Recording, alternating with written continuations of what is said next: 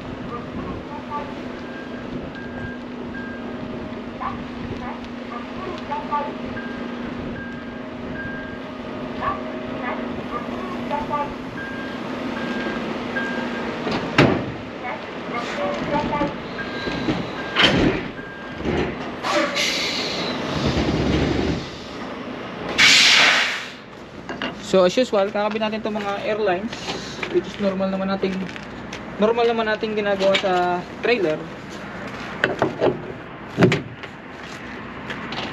Yun nga lang, may additional na procedure kasi may sariling hangin na nanggagaling, although supply ng hangin na nanggagaling sa converter.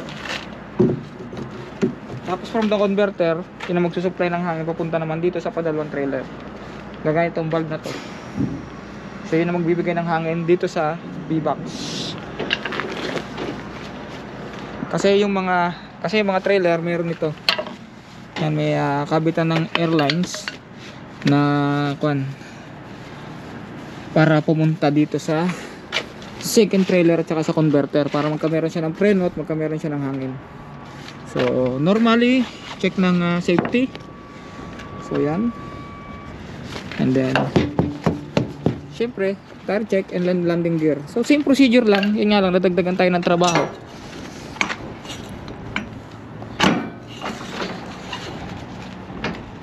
Nadagdagan tayo ng trabaho kasi yun nga, dalawang trailer na yung hila-hila, then dalawang trailer din yung aking i-deliver.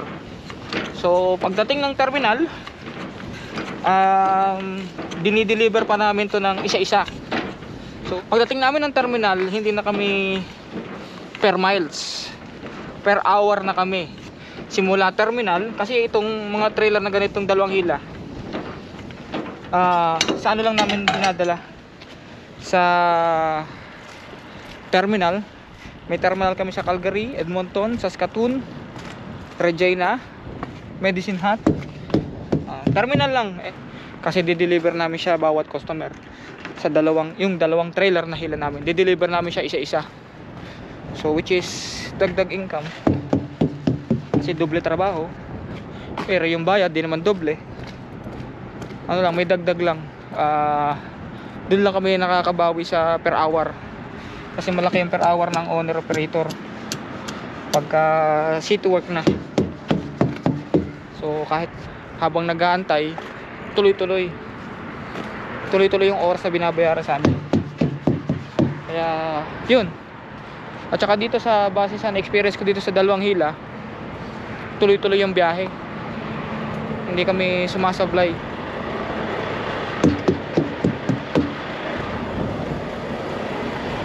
So all goods. Yun nga, babalik ko to sa shop kasi gawa nga niya yung kasing gawa, pangit yung alignment sa headlight saka dito nakita na naman ang alignment taas. Hindi yun yan, may mga runs yung paint.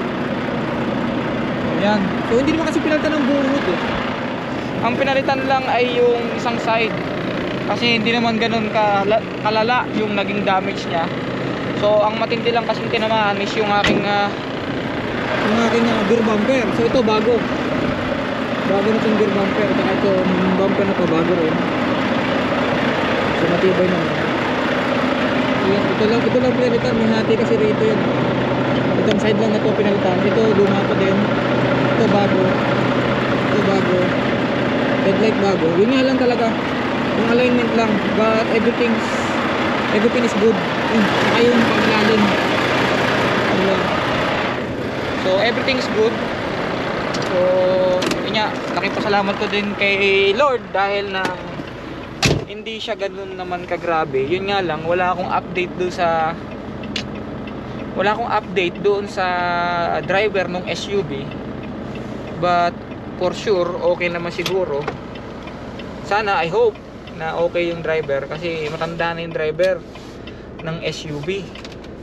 Kaya siguro ganun na lang ang naging pangyayari. Kasi siguro nawala sa wisyo, nawala sa ano niya na yung tatawiran niya is divided highway. So wala, pinagpasa Diyos ko na lang na yung nangyari sa amin is maging okay yung driver ng SUV. So ganun talaga nangyayari ang hindi dapat mangyari. So kahit na anong gawin mong ingat, anong gawin mong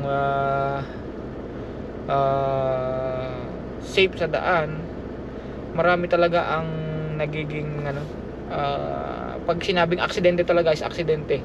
Hindi mo alam kung kailan mangyayari, hindi mo alam kung anong oras mangyayari. It just happen just a second. So yun, malamig na grabe. At pupuel lang ako sa Flying J. So nakahook up na nga ako nitong dalawang trailer. So maulan kasi eh. So sana na nagawa natin ng medyo maganda-ganda pang video sa taas. So wala, hindi ako makapagpalipad talaga ng drone. Tagal ko nang hindi nagagamit ng aking drone. So yun. At let's get it on.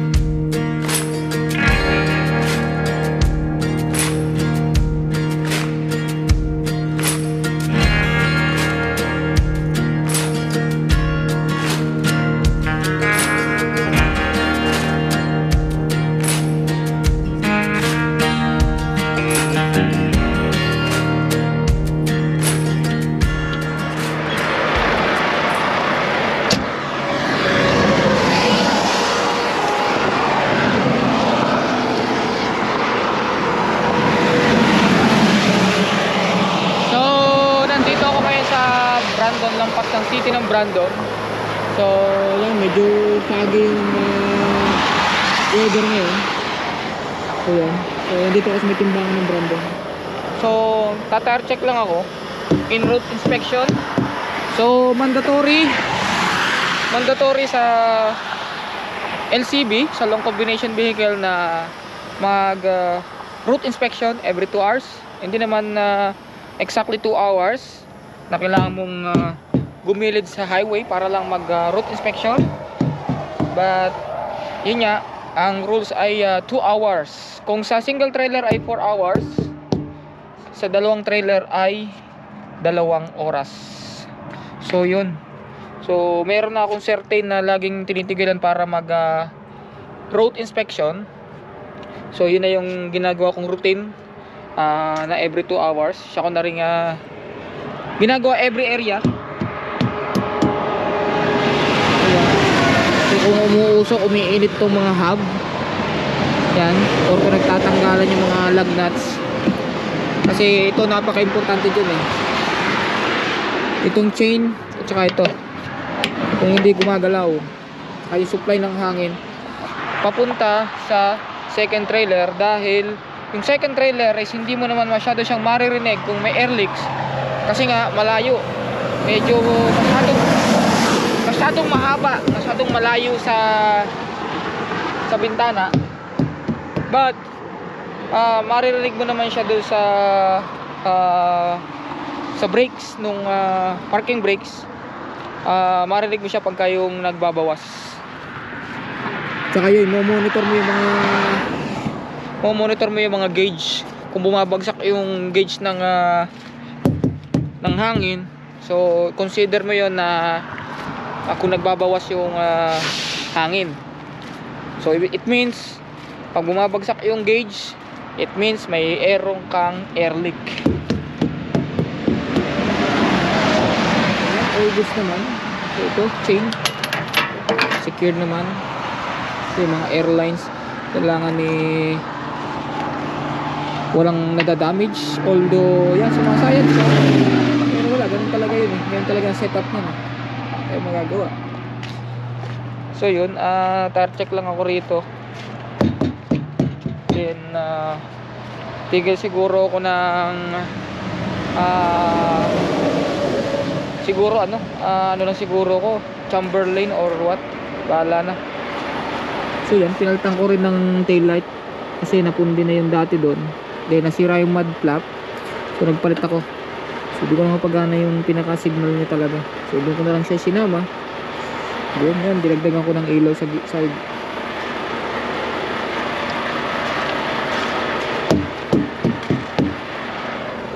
So maulan ngayon.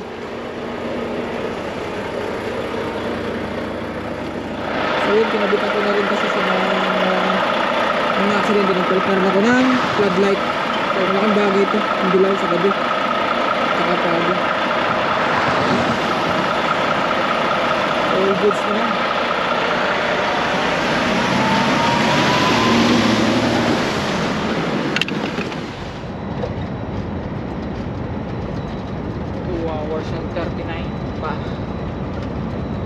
So dito na ako magpapalipas ng gabi sa Davidson, Saskatchewan. So is an ESO. Maliit lang siya na town dito sa Saskatchewan before mag Saskatoon. So ito lang yung medyo maluwag. Kasi after nito sa Saskatoon medyo alanganin na ako doon makapark, kasi nga yun nga, dalawa yung hila kong trailer. Dito nga alanganin pa rin ako eh. So makikita ko ngayon kung pwede, kung mayroon pang mapaparadahan, kasi itong dalawang trailer hindi basta-basta may paparada kung saan lang na yung the way na magpark din yung mga single trailer. So parang mga wide load or oversized load, so sa mga gilid-gilid lang, all goods na doon. So dito ESO, ganda rito, may Tim Horton eh. So makapag kape o breakfast sa umaga. So mahaba pa yung oras ko, 2 hours and 38, but yun nga, yung oras ngayon is 10 o'clock na ng gabi.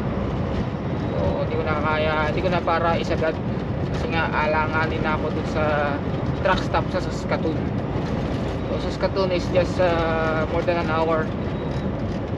So dito na lang para maaga ako makapagsimula bukas. Davidson. Malaki rin naman to, malikabok lang. At yun nga, kaya talagang truck stop dito sa Canada. So ayan. Sana meron pa. Mukha namang meron pa. Marami pa bakante oh. Sa likod. May mga paparadahan pa ako sa likod.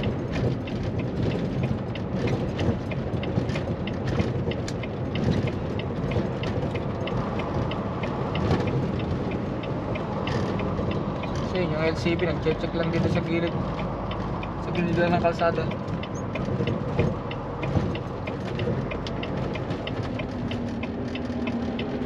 Kasi nga minsan pagka ganitong oras, pagka yung mga maliliit lang na truck stop, minsan mag-aalanganin ka rin. Kasi mga parkingan basta-basta lang nakaparada sa mga truck stop. Wala pa namang atras tong ganitong ano. Meron naman siyang atras, but yun nga, pagka masikip, maobliga ka magputol. So dito makikita nyo may LCV rin doon nakapark. So ito lang ang pangit sa mga truck stop sa Canada. Yan, ganyan no, rough road.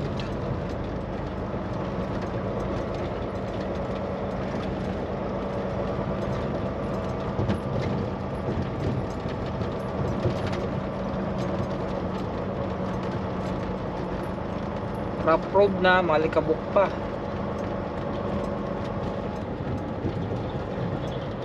So yan, may nakaparada dito isang LCV at 4 trucks.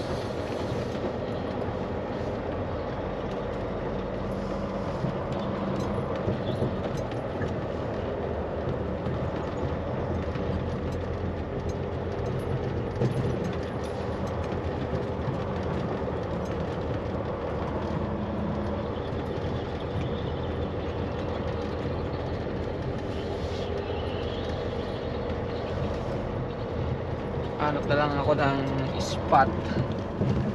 So ito LCV rin to, parada rito. Tingnan natin kung matatabihan ko. Meron din isang penner dito.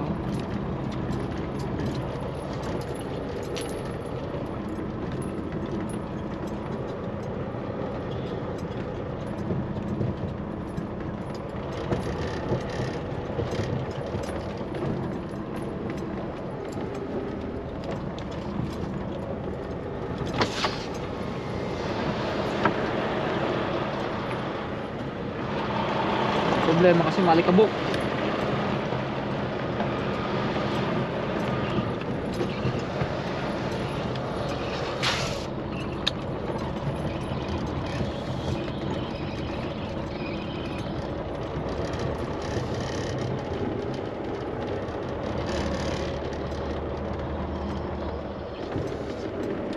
In 300 meters, make a U-turn if possible. So doon na lang ako.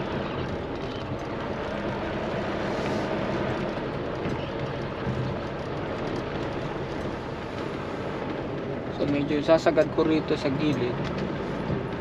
Basta natin yung ilaw. Yan, para mas maliwanag.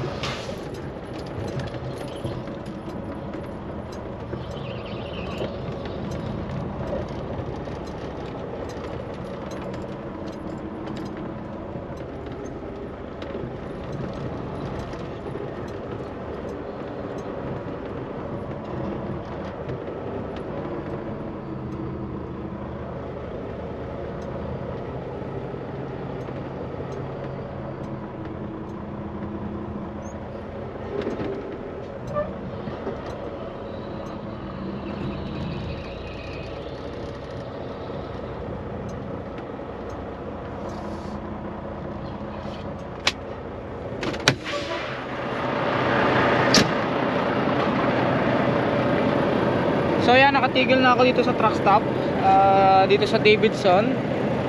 So yun, di naman ako pwede mag-park dyan sa parkingan ng mga single trailer. So narito lang ako sa gilid. So kita yung routine natin mga truck driver dito sa Canada, US. Every end of the day, every end ng work, kailangan natin mag-post trip. Lagi kailangan mag-post trip. Although nag-pre-trip naman tayo every morning, but kailangan pa rin natin mag-post trip every day, every end of the day, or every end of your shift. Diba? Parang ano lang, parang nagtatrabaho ka lang ba sa opisina, kailangan mo mag clock out. Diba? So para kung sakali mang may problemang makita sa unit, sa trailer, sa truck, so sa umaga madali tayong kumontak. Hindi tayo nagmamadali, hindi yung kung kailang umaga tsaka tayo mag-inspection. So at least dito na-check na natin kung may problema, hindi tayo madedelay. Diba? So may nakaparada rin dito yung isang basta na napaparada, hindi pa pantay, same as mine. So yan, grabe malamig. So yan, konting tire check lang, isang ikot lang.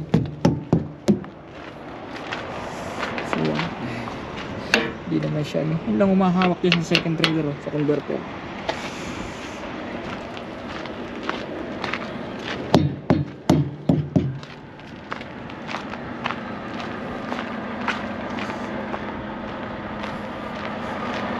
Ilaw sa mudguard. Ang bagay pagka nasa labas ang ilaw, kita agad. Pagka yung pag meron kang katabi, hindi nila binuksan yung ilaw, titipid yata sila. Ang ilaw na auxiliary.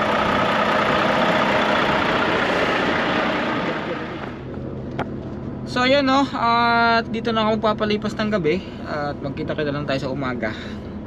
At yun, end of shift today, tomorrow ulit. Tulungan na muna.